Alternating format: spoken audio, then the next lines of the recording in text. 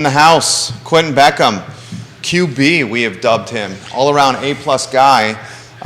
He's going to help us make some sense of a market that many in his field have said have conditions that have never really been experienced all at the same time. And Quentin's been well-traveled over the last few weeks, shaking hands, kissing babies, and talking with the movers and shakers in the industry. So I'm very curious to see how all these masterminds, was it a Virginia Association of Realtors meeting? It was. I saw a pumpkin in front of you.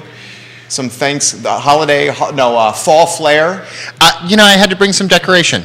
It was great. There were several sessions in which I had an assigned spot, and I just wanted to cheer it up a little bit, add a little color. I love it. So if you guys have some questions and comments, put them in the feed. We'll relay them live on air. Obviously, the interest rate topic has been the hot topic over the last couple weeks, and the volatility on Wall Street has been a hot topic. But we're going to take a glasses not as bad perspective on this talk show today, and I'm very curious to see where QB goes with that. Put your comments in the feed. We will relay them live on air. Joey Rifkin directing the show today. Judah Wickower as a producer on the show today. Love how these guys are working together. Give the show a like and a share anywhere you are watching. LinkedIn, Facebook, Instagram, Snapchat, TikTok, iTunes, Spotify, Apple Podcasts, YouTube. We have a software, customized and proprietary software, where we aggregate all those comments in one place, which certainly makes my life a little bit easier navigating this talk show. Judah, things are looking good, and I see the viewers and listeners are already chiming in with a couple questions. Joey, we are in your hands, my friend.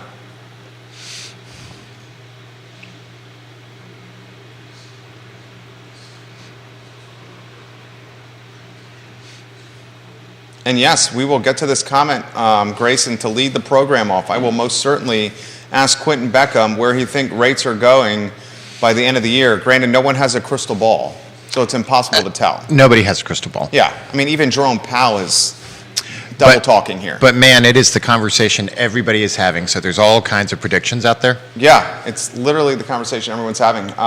Gentlemen, let's rock.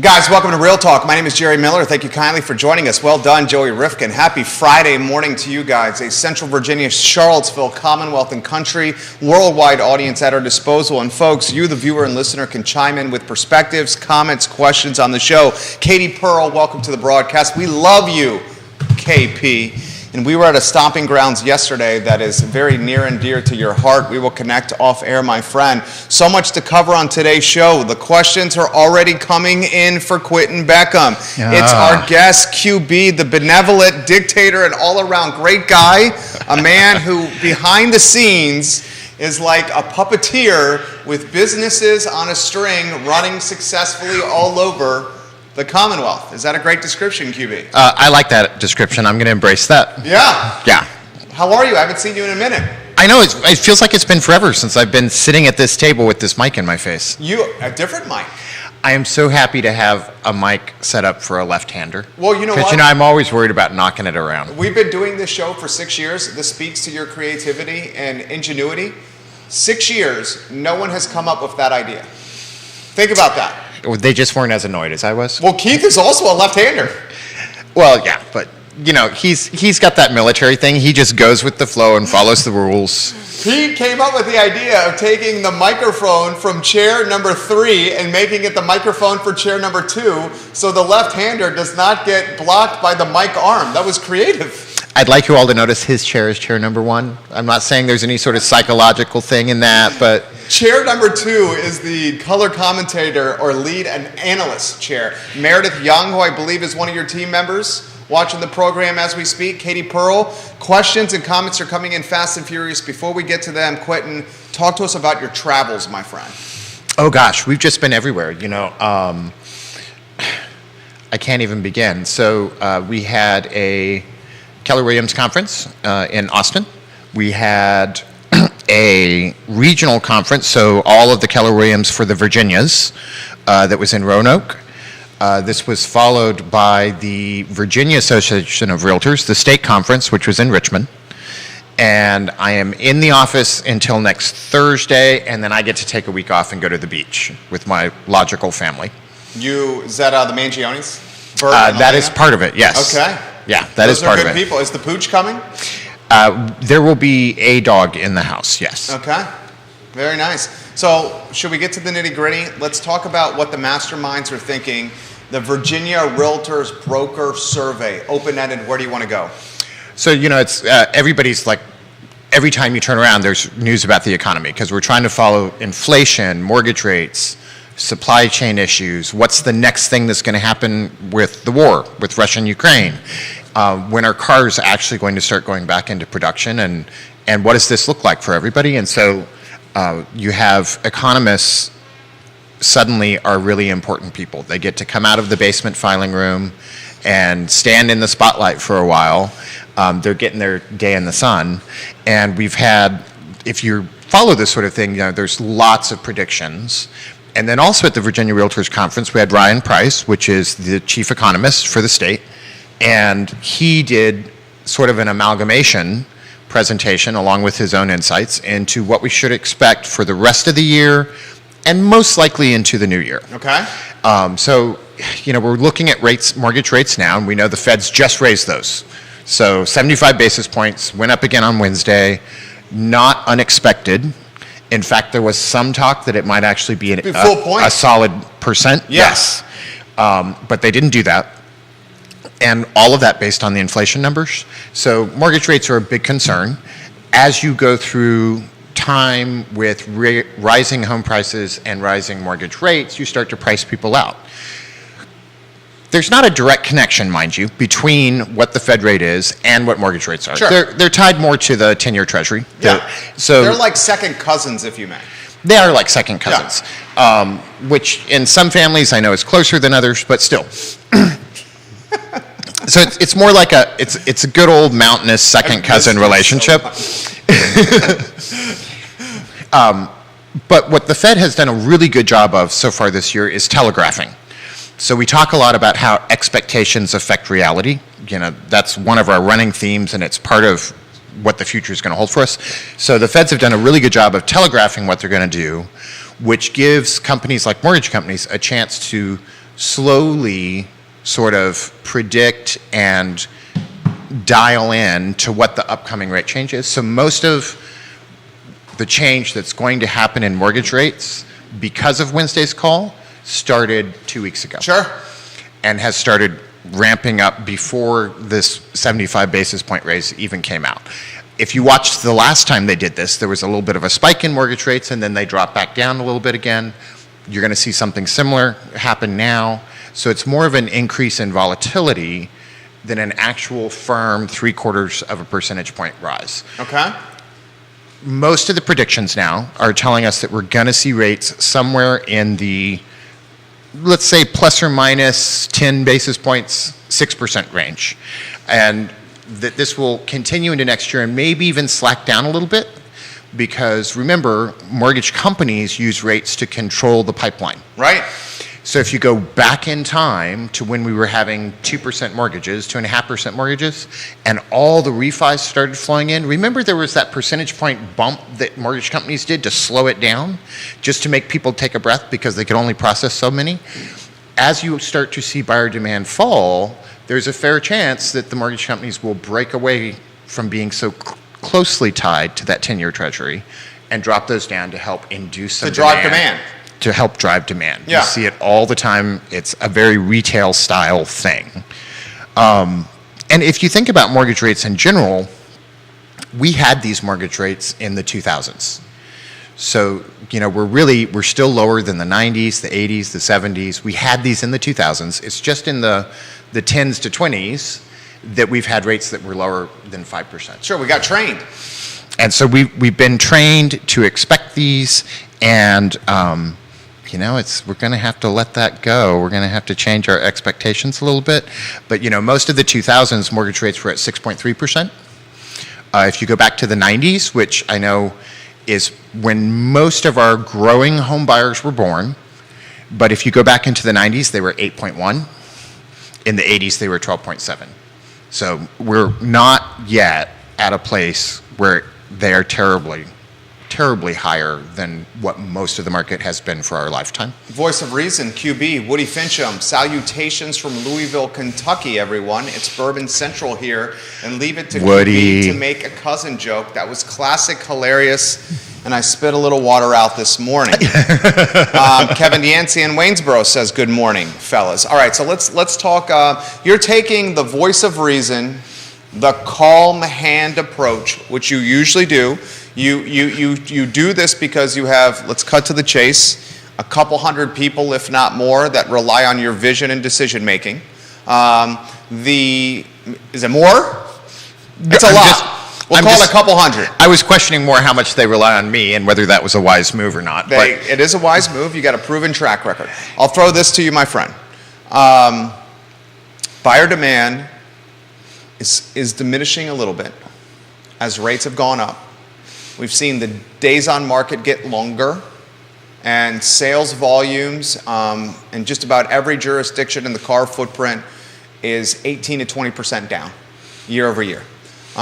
Buckingham County, the only jurisdiction, and this is a positive, not for Buckingham, but for car footprint. Buckingham County, the only jurisdiction in the car footprint that is down from a price point standpoint, home valuation standpoint, year over year. All the other ones, Quentin, have held their values. That's what folks are wondering about. Your take on valuations and holding them and where they're going to go. I think as a general rule, they're still going to go up. So remember, demand is not just about one side of the equation, it's the teeter-totter. So if you look at inventory, that is one side of that equation, the other side being demand. So we know that as mortgage rates have gone up, it has priced people out of the market. We have buyer fatigue in some cases where they just said, screw it, I'm going to sign a lease, and I'm going to sign a 2-year lease so that I get a better rent rate. And they are moving out of the market in that way. And then we have some other folks that, because they just don't have confidence in the economy, a house is really a place where a job goes to sleep at night.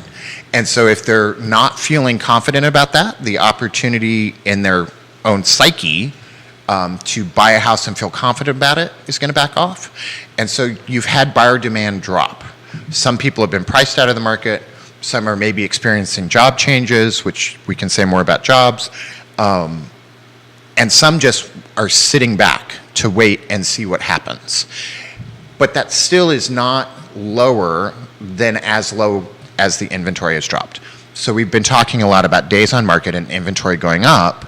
But as of this last week, across the state, and this is probably pretty consistent in car, although I have not looked up that number, we're still at 1.5 months worth of inventory. So remember, if 6 months is an even market, 1.5 is still heavily a seller's market and is still very, very low in the amount of inventory that we're used to doing at the pace. So we're still selling at a really fast rate. We still have much more demand than we do inventory, and that's going to support home values. So if you look at home values 2022 versus 21, there's an 8% gain.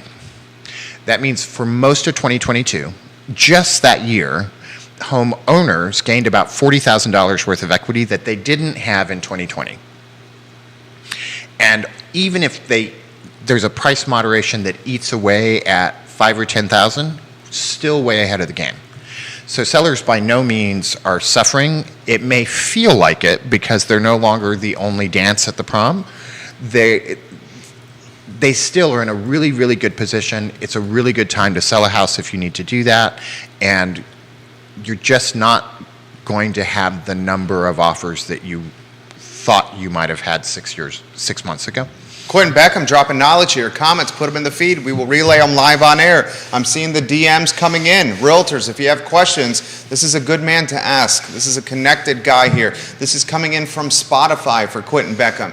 Please ask I love when they call you QB. Please ask QB for the first-time home buyer, is it more difficult for them to purchase a house now with where rates were, or was it more difficult for us to purchase a house in the peak of the pandemic when you had, God, smart question, the appraisal gap coverage and the bonanza with multiple buyers? That's a hell of a question right there. I think it was harder back in the peak of the pandemic. You know, if you have to sort out what's the goal. So one of the things that I think buyers are having to spend more time thinking about is how this impacts rents.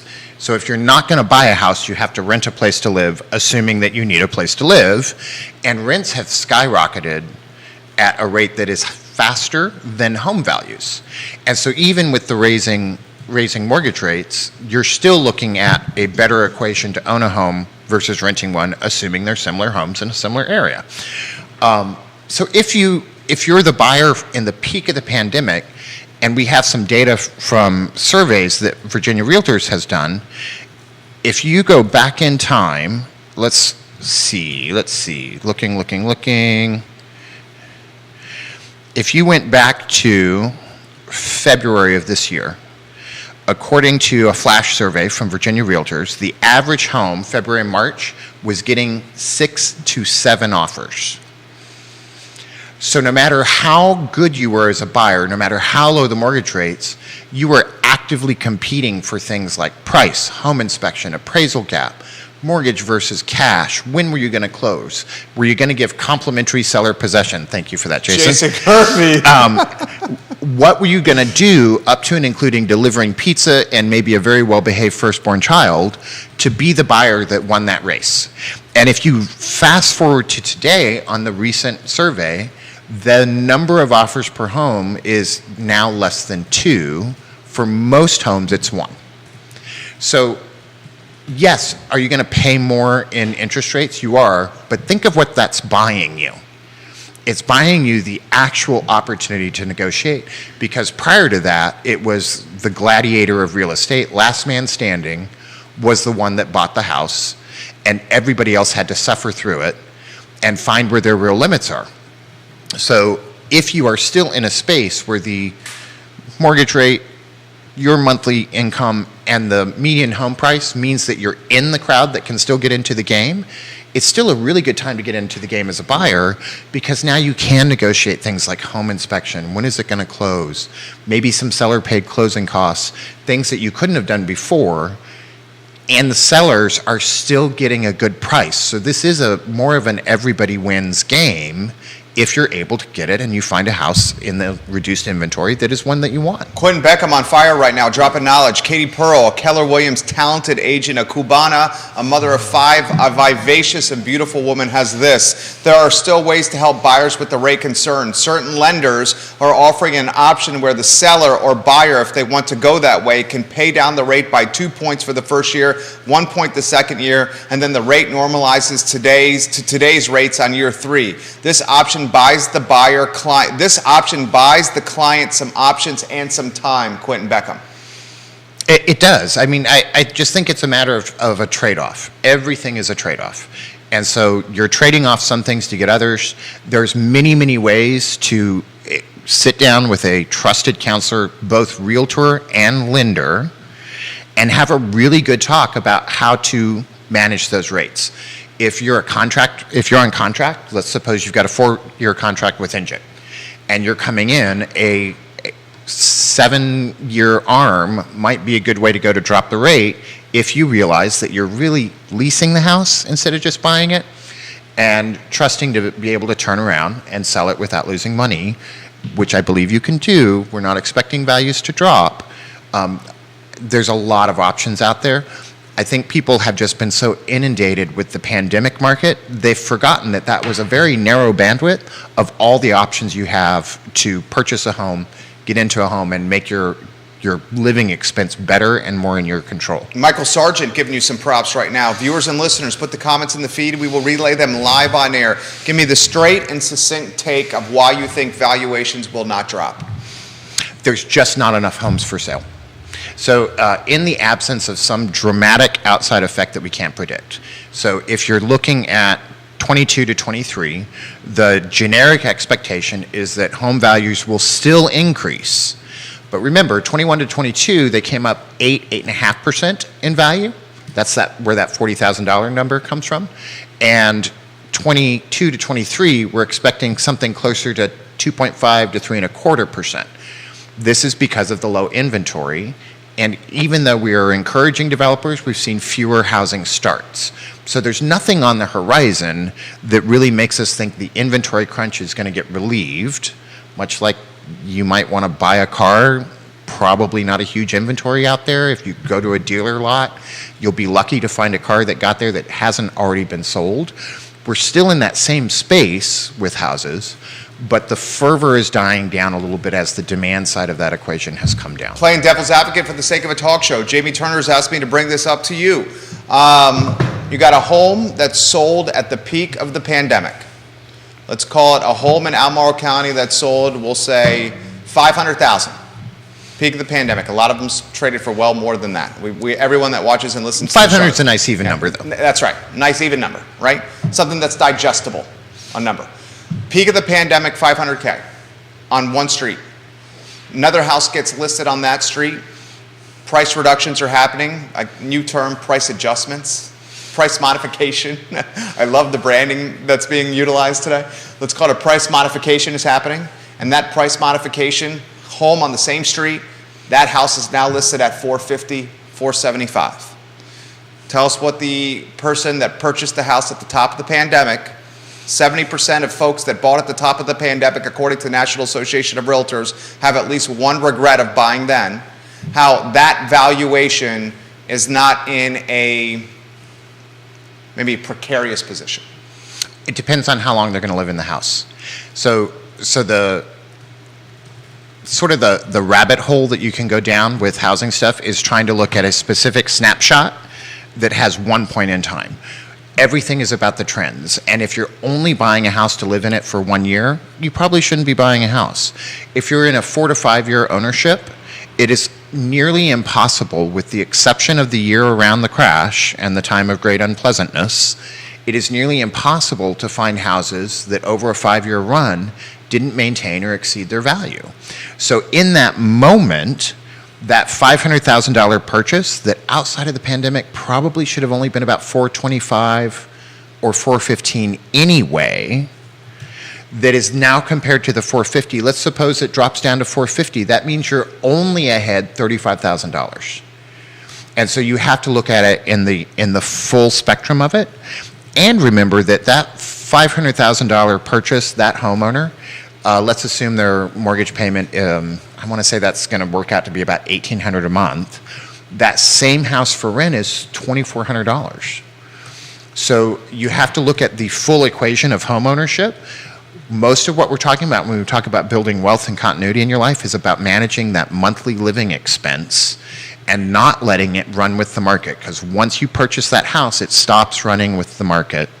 And 99 out of 100 times, the normal family that's living in a house to live and not treating it as a commodity wins. Feed's on fire. Daniel McDougall, the broker, the mortgage broker, we'll get to you in a matter of moments. Sarah Hill Buczynski is watching the program, giving you some props right now. She highlights the price improvement terminology. Yeah, price so we improvement. got price improvement, price adjustment, price modification, price reduction, all the same thing, just a different way of delivering the branding, which I absolutely appreciate as someone who specializes in branding. Comments coming in fast and furious. McDougall says this, Daniel, he's talented. Price decreases will occur at certain price points in certain markets. They always have. That's just the nature of the beast. And let's not confuse price adjustments or market corrections with market crashes. Go down that road. These are completely different things. You know, we're not set up for a market crash, which was based on a bubble where there were inflated home values with nothing to back them up. There is not hundreds of vacant homes sitting around. There are not the 50% of mortgages being fraudulent or just plain bad setups. There's not at all these same circumstances that we had in years past. And I think just because it feels similar and because we have so much anxiety, we want to yank in and catastrophize a little bit. And that's true. That's a pretty normal human reaction. Yeah. You know, There are moments where I lay awake at night and I wonder about these things. And then as what well. do you do? Do you do what I do from time to time and say, "Where's the Buffalo Trace?" But I do think there's a. You didn't want to touch that one? No, I do think our desire to find the next thing that's going to go wrong is really high right now because we spent 2 years with that being true. Just remember, it wasn't always about housing. Housing was a symptom of different problems in terms of the ramp up that we saw in the pandemic. Kevin Yancey, Waynesboro. Kevin, we appreciate you watching the show. He, from time to time, has a bearish outlook.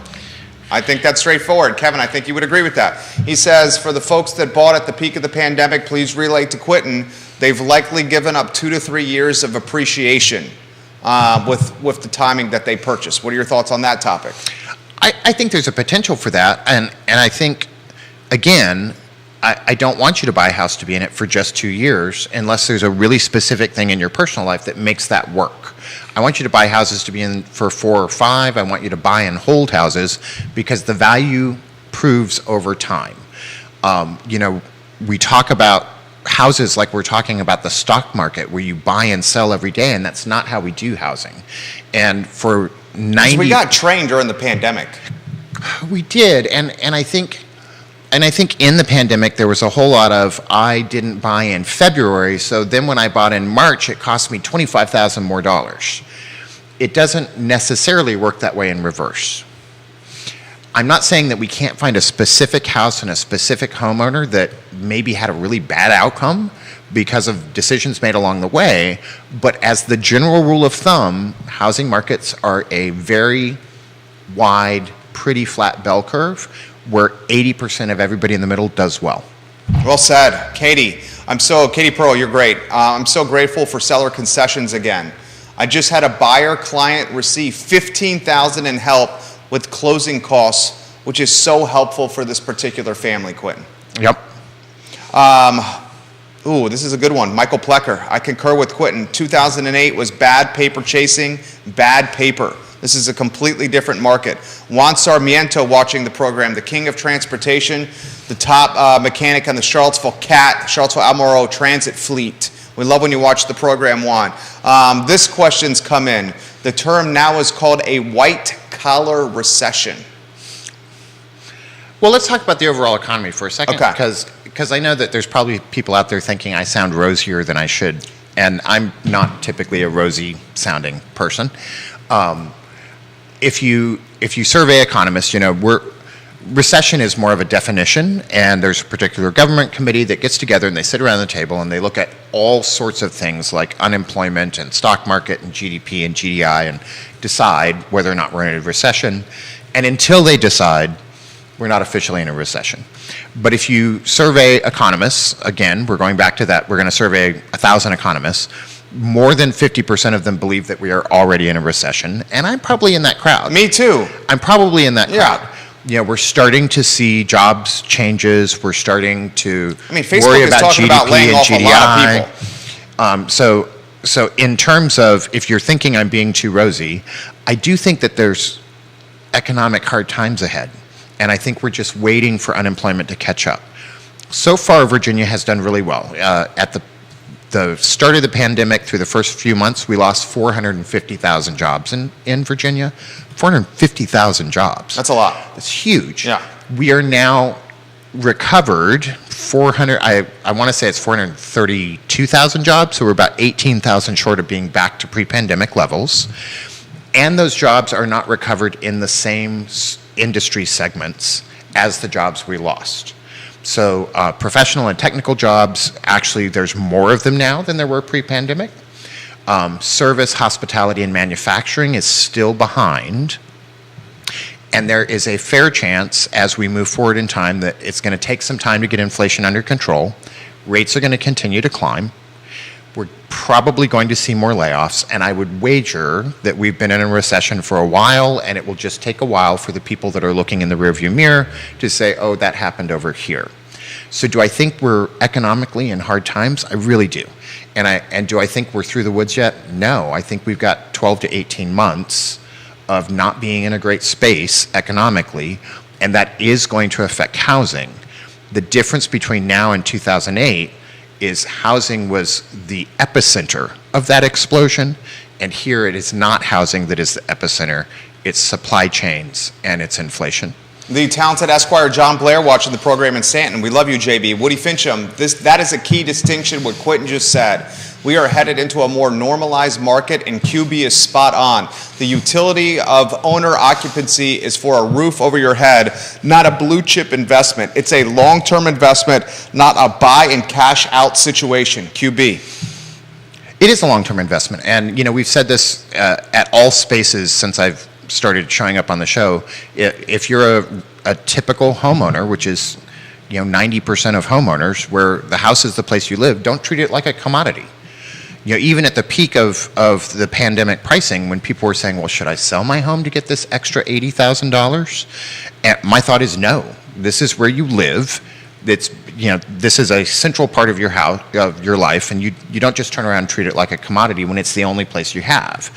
That may be different for commercial investors and people that have multiple renters, but primary home ownership is about home ownership and continuity to your life and fixing that.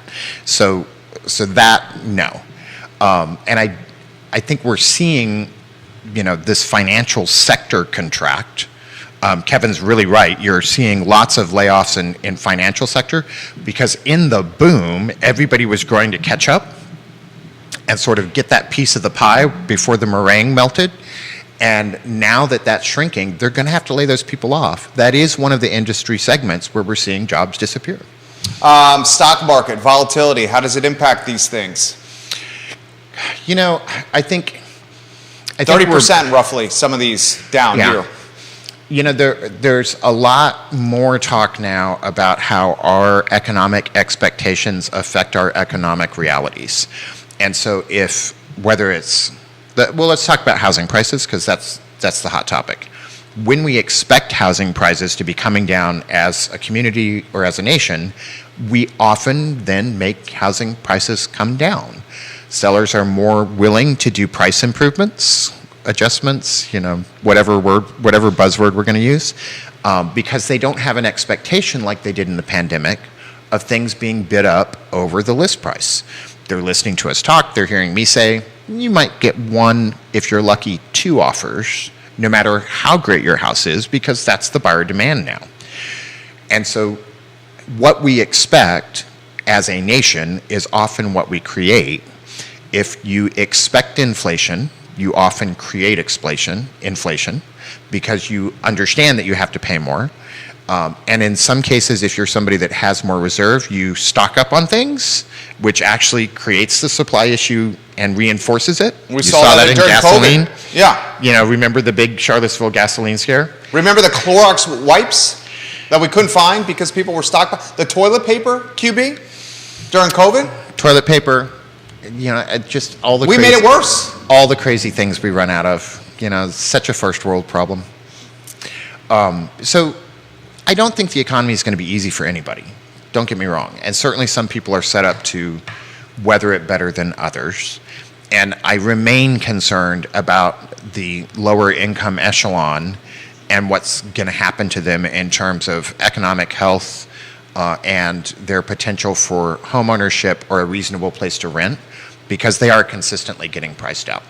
And if you look at the jobs reports for industry segments, the industries that recovered and recovered plus, meaning added jobs, versus the industries that kind of recovered but recovered minus, the ones that recovered minus are the folks that had the hardest time buying a house in the first place. And so that, with the price appreciation and the mortgage rate increase, just makes that gap for housing affordability and affordable housing, because those are different things, wider, and it's just going to take us more work than it did 2 years ago to bridge that gap. Investors, multiple folks on the feed asking investors. Stu Rifkin, live and active right now. Talk to us about investors here and your take on the position they could be in right now. Especially the ones that did a little investing. That's a complicated. That's such a complicated question, because it depends so much on how you entered into that and when you entered into it. We say all the time the best time to buy a house was yesterday. and it's always yesterday, no matter what market we're talking about. And that has to do, again, with the longevity of it. So investment profiles, depending on whether we're talking residential versus commercial. So if you bought a commercial building for retail, you're probably not loving life right now. If you bought a commercial building with office space, you might not be so thrilled with how your outlooks. But if you bought one for manufacturing and industrial use, those markets are booming right now in commercial. So there's lots of ways to answer that, and it really depends on how the investor entered and what they entered into. And I don't know that there's an easy blanket statement, because you can't look at the deck of cards and say those are investors. It's all different suits and all different price points. Chelsea and Crozet, please ask, we got a Mr. Beckham here. Please ask Mr. Beckham about the home equity line of credits and his thoughts on doing a HELOC. The rates aren't terrible, and we're considering one now. It's a slippery slope, my friend. No, the rates aren't terrible.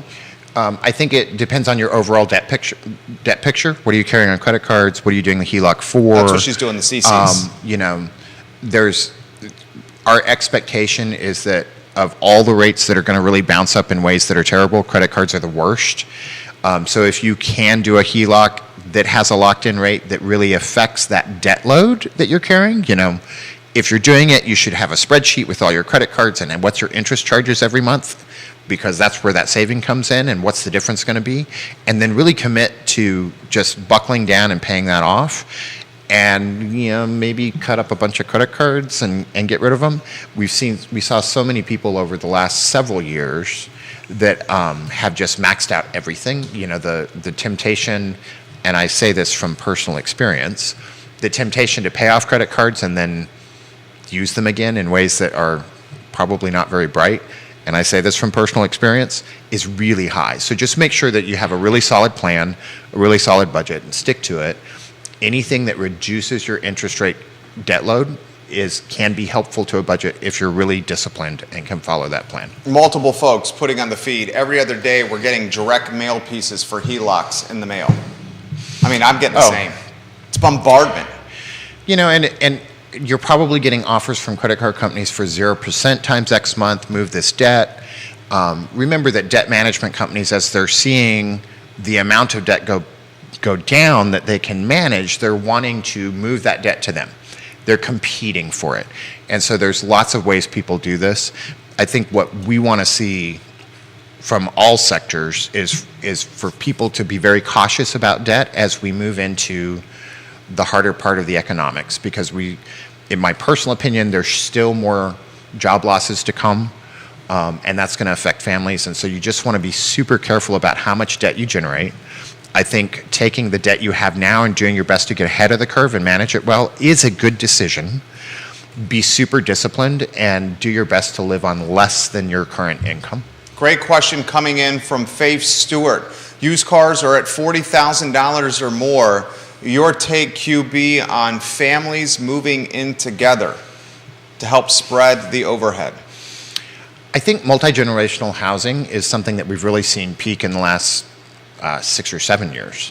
And a lot of that has to do with the 10-year lack of building.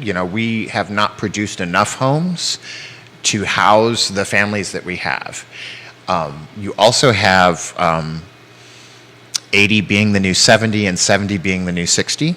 And so where we had boomers and others that were entering a retirement age and actively downsizing, you've had less of that, but they are still looking to have more accessibility features, easier ways to live, and often some of that includes bringing on children and grandchildren in a big enough house where they can have separate living space, and that's made really good sense. One of the things that we are wondering if it will help us with inventory is as we see boomers age into their 80s and the need for different styles of housing that's more accessible, that allows them to age in place, will that result in some inventory coming on the market as they move into other living circumstances? Sarah Hill-Buczynski, opening up a HELOC and having it as an accessibility tool is not a bad thing. It's an option for you. I agree with that take. I don't disagree. Yeah. I think part of why we're seeing rates come up to Well, there's two reasons. Of course, we want to get ahead of inflation and start to tamp that down, which means we have to have less money chasing the limited goods that are out there, because it always becomes a bidding war. But we also want to really discourage people that don't have debt from creating it.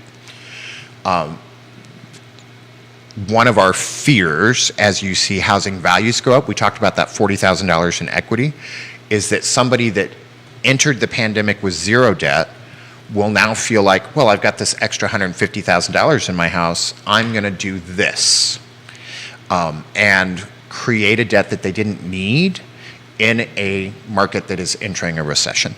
And so we really want folks to be conservative about their spending, slow down, manage the debt you have, and not create new debt if it is at all avoidable. Follow-up question from Grayson. Does he expect the holidays to pick up volume? And do we see a market springing early in Q1 like that we saw in the pandemic? Or is the expectation the spring market is now back to being the spring market? That's a good question. Hard to predict yet, but our fall market feels like our fall market. For the first time in years, we actually had people on vacation in August and getting ready for back to school, where you actually had to go to school as opposed to just moving from your bedroom into your basement. And so we did see what I sort of remember as this lull moving from the end of August into September. We are seeing more houses come on, and we're seeing more buyer activity comparatively like we used to in fall. I think this bodes well for us having a more typical seasonality in the next 2 years, but we'll have to wait to get to spring to see if that actually plays out. Folks, multiple moms on the feed. Get Quentin's take on the school issues and how it could impact real estate. The school issue is the hottest button topic in Central Virginia right now, certainly in Albemarle County. Kids are getting school hours late. Your thoughts on the school predicament? There are a handful of schools in Albemarle County Public Schools that have been accredited, which means they're essentially getting audited for poor performance. Anywhere you want to go on that topic? Oh gosh, that's a hot button one.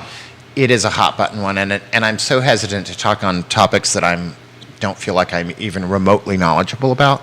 I think if we're talking about how do the school issues affect housing, I don't think there's a big effect there.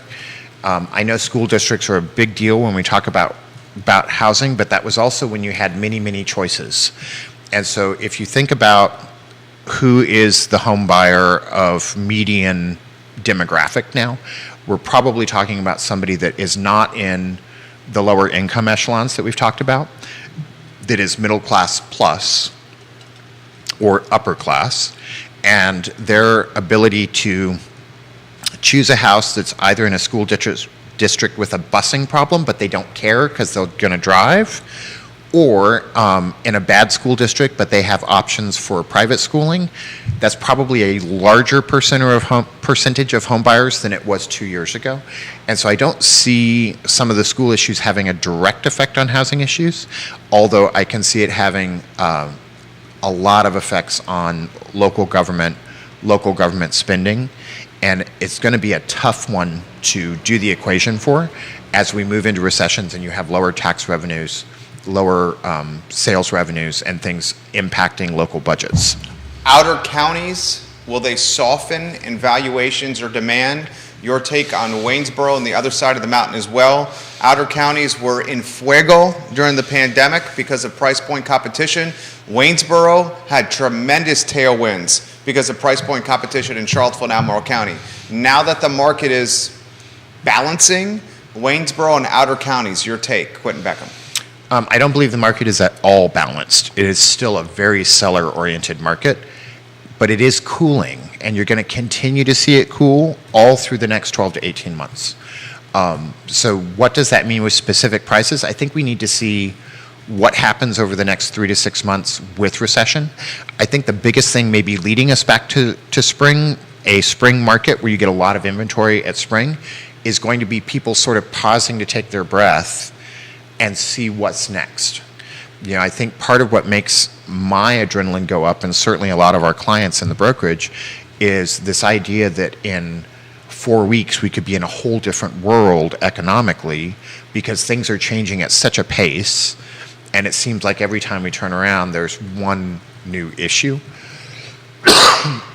So I think one of our biggest potential returns to seasonality is people trying to sit back and wait and see what happens so that they can feel more confident about making a decision that is within their budget, that is within their life expectations, and that's going to work for them for a longer run than just 6 months or a year. Kate Lucas, the fabulous Kate Lucas, watching the program. Thank you, QB and Jerry, for another great real estate discussion. Watching the program. Thank you, Kate Lucas. Woody agrees with your take on the schools. He's an appraiser. I've been looking directly at schools and their impact on values in real estate. I do not yet see any effect right now, as this is a situation seen in almost every single school district. Speaks to your point there.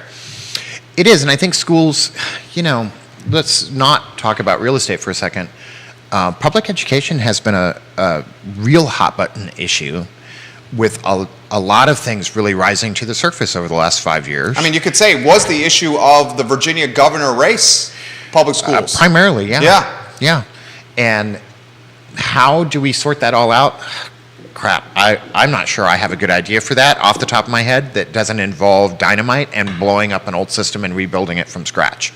So there's a lot of opportunity in that, because you might now have the political will, because it is such a hot button issue, but we still have to find the money. There's a lot of, we don't pay teachers what we should.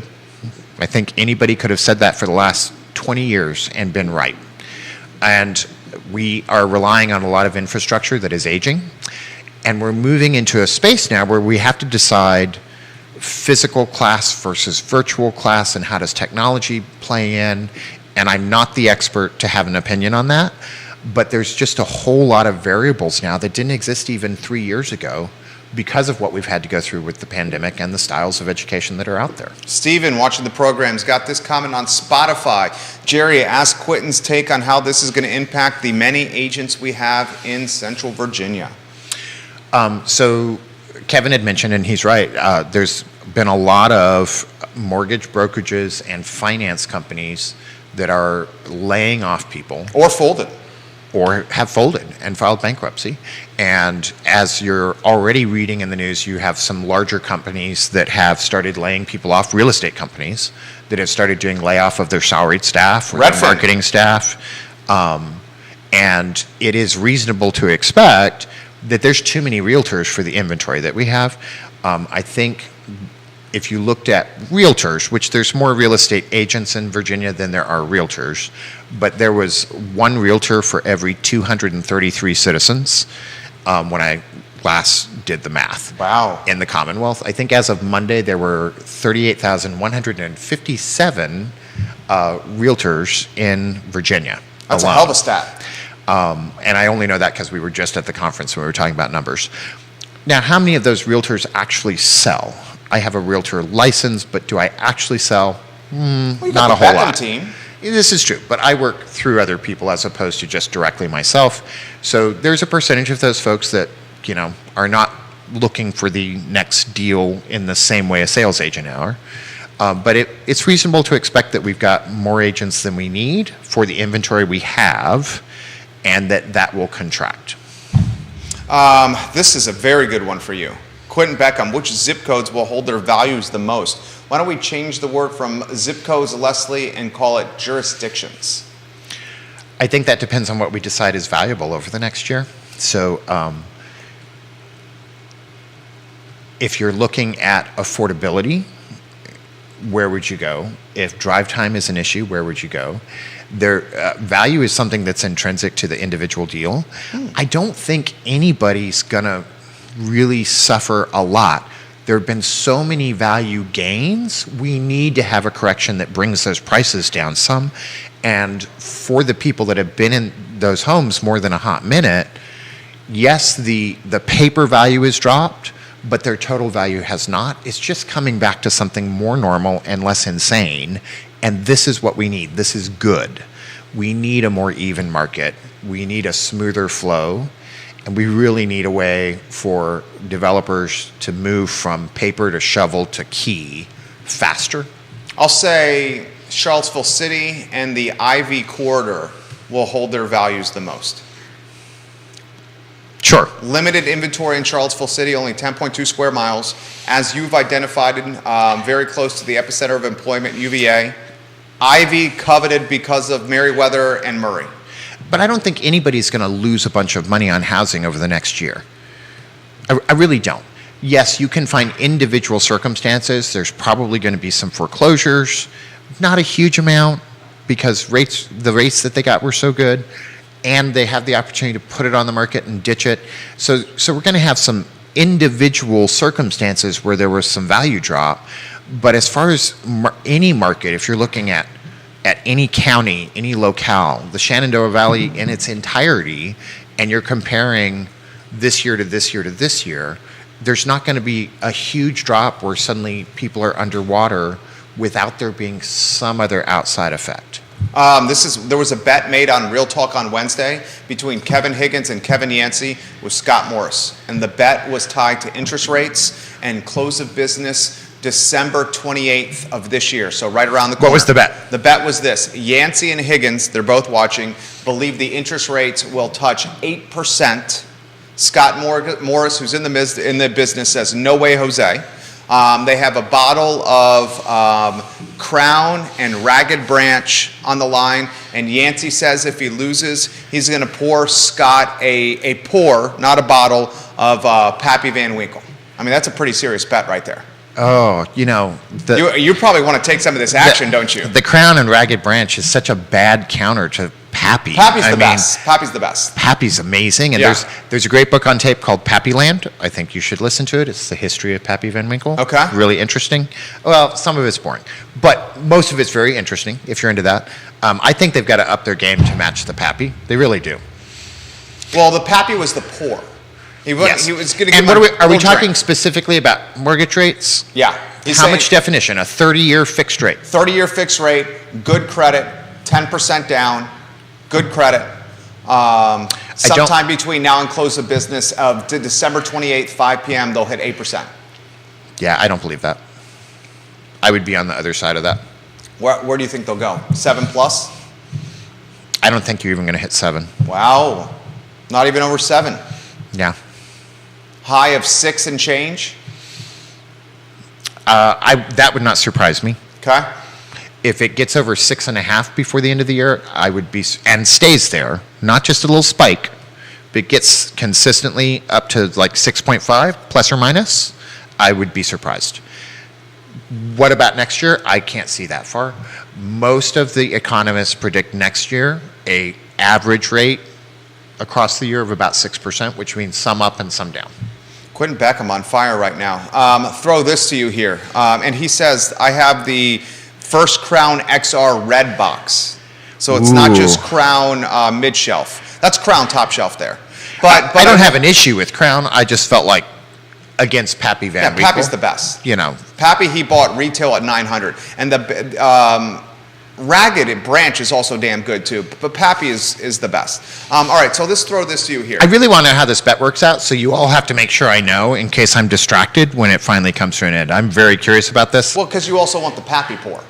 I also want to see the Pappy. I've never had Pappy, Kevin Yancey, if you're watching here and you want to be generous. And, I know and Kevin, he doesn't need it. I do. I would love Pappy. The last thing he needs is to feel more special. What's the best bourbon you've ever had? Have you had Pappy? What's the best bourbon I ever had? Yeah. Whatever one I had yesterday. Wow. What was that? And yesterday I would have said it was the one from the day before and the day before. Okay, gotcha. The last have you had Pappy? I have had Pappy, yes. You have? Yes. And does it meet the expectations? It's really incredibly good. Yeah? And you have very refined and specific and high expectation taste when it comes to your bourbon. Well, I've seen it. This could be true, but it's also true that there are some really good standard, if you're going to mix a drink, bourbons. It's what you're into, and there's different drinks for different circumstances. So you kill it in this scenario, man. You are taking the methodical, voice of reason approach here. We will make it through this. Don't panic. Ignore the national media. I don't think, panicking doesn't help, and panicking often makes it worse when we're talking about economics. I would like everybody to take a deep breath. Don't create debt. Make a budget and live in it. If you're a two-income household, can you live on one income? What would that look like? It's okay to save money and put it away to see what happens next. It would be lovely if your emergency fund was a savings account instead of your Heloc. Next step up from that is paying Heloc rates instead of credit card rates. Do what you can to do those things, because I do believe it's going to get harder. I know Kevin often wants to beat me because I sound too positive and Pollyanna. I do think it's going to get harder. I do think we've got some economic downturns ahead, but I think knowing it means that we can make a plan so that we're better suited to face up to it, and so that we're in a better position to come through it safe, sound, positive, and in the home that we own right now today. Well said. Woody Fincham, bourbon aficionado. Pappy highlights the absurdity of scarcity outpacing common sense. Saint Bourdain and some articles made it an obsession. I have had Pappy 23. It is good, but it was not my favorite. Other folks are saying it's the smoothest bourbon and it's not even close. So a lot of Pappy fans on the show. Pappy's a really hot bourbon. Yeah, I mean it's the hottest brand. Yeah, it's the hottest brand. You make this show easy to host. All my job is to be the pace setter. This guy is the color commentator here, and he's an Emmy award-winning color commentator. All right, the voice that the strategy or the commentary that you're airing or you're releasing or you're relaying to the couple hundred people that count on your vision and your direction. Take a deep breath. One, if you're looking to get into the home buying market, and mind you, you can't win if you don't get in the game. You got to get in the game. Sit down, make a solid plan for it, really look at your budget, and maybe it's not today. Maybe this is bad timing for you, and if so, I know everybody that works at my brokerage will be honest with you about that, and will give you good advice. But rents are just skyrocketing, and the number of doors we have is not enough. To folks that are wondering, what do I think is a way out of this? It's still more development, faster development with less red tape, because no matter what you think of housing prices, 25 cents of every buck you spend on your house is red tape. It's not a stick of wood. It's not one appliance or faucet or fixture. It's the amount of time it takes to go from starting a site plan to putting a key in the door, and all those costs get passed on. The more we can reduce the things that are not real tangible items, the better we make housing affordability. The more doors we have at any price point helps narrow that gap for affordable housing. And we're entering a space where this is gonna be hard, but let's not forget about it. Do you see a rent bubble, a multifamily bubble on the horizon? I don't know that I know enough to make a comment on that, other than to say, as fast as house prices have accelerated, rents are accelerating faster, and we're seeing competition for rentals in the last year like we were seeing for houses last year. And so that's always something that is a bad sign. So I want to embrace Neil's sentence of more doors everywhere for everyone, and I'm including rentals as well as homes for sale. Neil Williamson's son gets married tomorrow. Congratulations to the Williamson family. The most difficult question I ask you on the show, so what's for dinner and where are you going to go this weekend?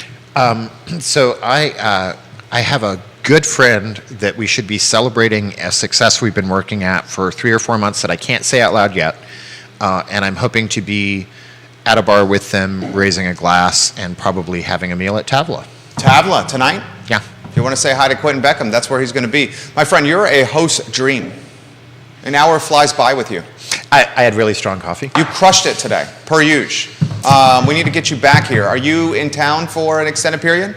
I am in town next week, then I am gone for a week, so maybe talk to me after October 10th. Okay, October. Quentin Beckham back in the house. When you see QB around town, give him props, give him a chest bump, a fist bump, a hug, whatever you want to do. He just hit a grand slam today. Quentin Beckham, Keller Williams Alliance. I'll say it again. Quentin Beckham, Keller Williams Alliance. The show is archived on realtalkwithkeithsmith.com. Folks, the I Love Seville show is up in 1 hour and 15 minutes. Right here on the I Love Seville Network. Thank you kindly for joining us. Joey Rifkin crushed it as the director. Judah Wickhauer is the producer. We will touch base with you very, very shortly. Take care. Quentin, damn good. I had no idea what